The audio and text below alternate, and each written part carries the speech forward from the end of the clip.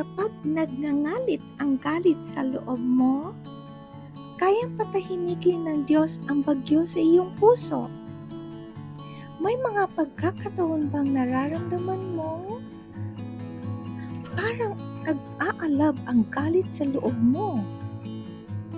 Kapag nasasaktan tayo, naiinis o nadidismaya, madaling hayaan ang galit na kontrolin ang ating salita at kilos.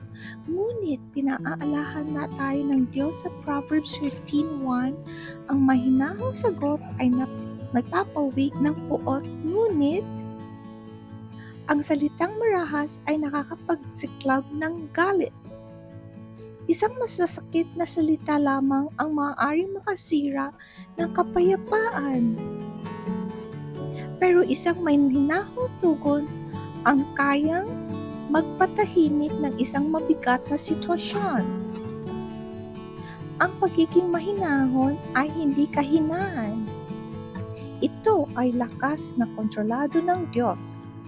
Kapag nangangalit ang galit sa puso mo, huminto muna at manalangin.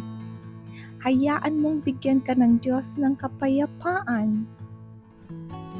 Bago ka magsalita, hindi lahat ng laban ay kailangan sagutin ng galit. Minsan, ang tunay na tagumpay ay ang pagpipili ng kapayapaan.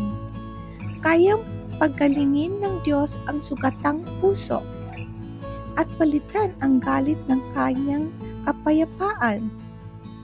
Ang mahinahong sagot ay napapawi ng puot, ngunit ang salitang marahas ay nakapagpapasigla ng galit. Ito ay galing sa Proverbs 15:1. Kung pinapala ka na panalangin ito, mag-like, mag-share, comment, mag-subscribe para sa mas marami pang araw-araw na panalangin at pampalakas ng loob. Maraming salamat po sa sunod-sunod na video. God bless. Bye!